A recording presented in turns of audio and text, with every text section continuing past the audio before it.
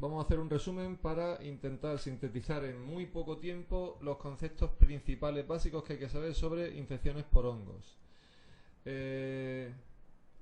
Bueno, por ejemplo, el Histoplasma casullatum. El Histoplasma casullatum tenemos que pensarlo si hay un antecedente epidemiológico de una persona que suele trabajar en bodegas, cuevas, cavernas, por ejemplo, espeleólogos, etcétera, etcétera. Con esto y con un cuadro que suele ser, como en muchos de los hongos que producen enfermedades sistémicas, de una neumonía en general, con adenopatías iliares, incluso con una posible fibrosis mediastínica, pero en donde también puede existir una forma crónica que tenga lesiones cavitadas y que pueda confundirse con una tuberculosis. Esos son los datos principales que nos pueden llevar a pensar, por supuesto, lo primero que pensaríamos es en una tuberculosis, pero en un cuadro de este tipo no debemos descartar nunca la posibilidad de que se trate de una infección por hongo. Otras manifestaciones asociadas pueden ser las úlceras orales, por ejemplo, la hepatoesplenomegalia con calcificaciones esplénicas o incluso la insuficiencia suprarrenal. Como en todos estos microorganismos, el diagnóstico se basará sobre todo en la detección del antígeno del histoplasma, en la comprobación de anticuerpos frente a histoplasma, y el tratamiento suele basarse en o bien los azoles, como el itraconazol, o bien en la anfotericina B. Incluso en algunos casos se pueden tratar también con equinocandinas, por ejemplo, como la anidulafungina, etcétera, etcétera.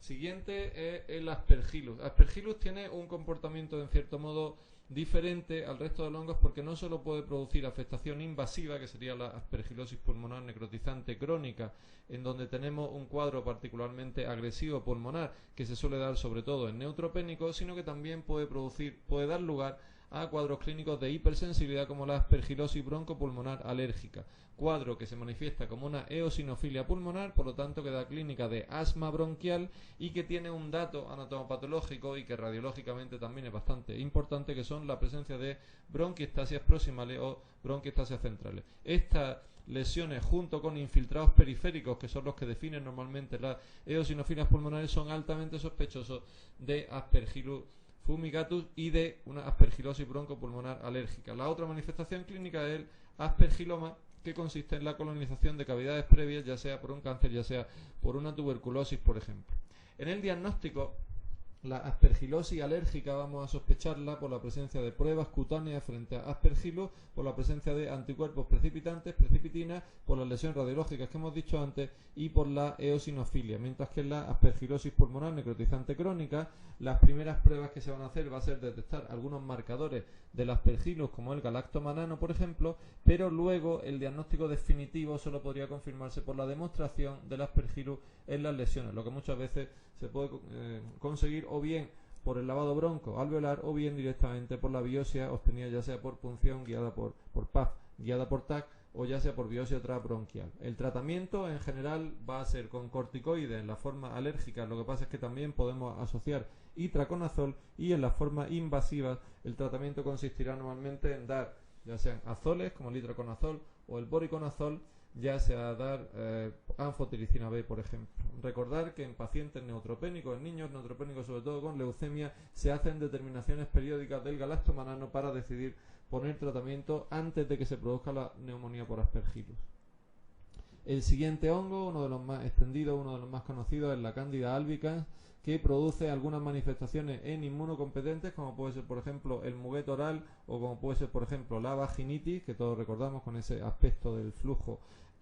pues como el yogur, y que puede producir también algunas manifestaciones, y esto sí pueden estar favorecidas, por ejemplo, más las personas diabéticas y tal, como es afectación de los pliegues, lesiones en los pliegues, que son lesiones intertriginosas. Pues aparte de eso, la cándida también puede producir la candidiasis mucocutánea crónica, que es un cuadro que va asociado con los síndromes pluriglandulares inmunes y que produce sobre todo, como su propio nombre dice, lesiones cutáneas, y luego en inmunodeprimidos principalmente o en usuarios de drogas parenterales puede producir cuadros sistémicos invasivos, como pueden ser, por ejemplo, la esofagitis, como puede ser muy típicamente la endocarditis, como pueden ser los accesos cutáneos, por ejemplo, que se pueden producir. Estos nódulos cutáneos que vienen aquí pues pueden ser pústulas o pueden ser accesos cutáneos, y luego algunas otras manifestaciones, como pueden ser,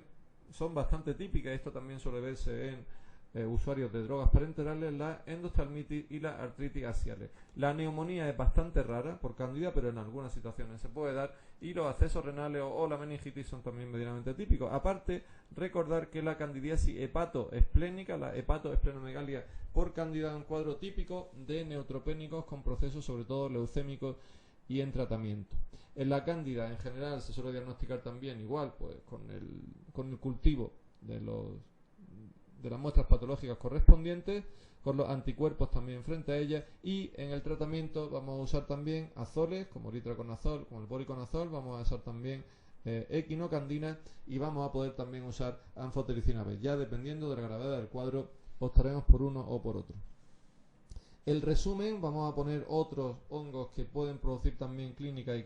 que tenéis que saber algo sobre ellos. Cristococo tenéis que saber que produce un cuadro pulmonar normalmente, parecido al que produce histoplasma, pero que es la causa más frecuente de meningitis en los pacientes con SIDA. Hay que saber ese dato porque es una asociación importante del cristococo. Mucor, los géneros Mucor, Rhizopus y Absidia concretamente, producen un cuadro en diabéticos con acidosis diabética, sobre todo, que es la mucormicosis rinocerebral, que es una rinosinusitis invasiva con afectación de los pares craneales. Otro hongo también bastante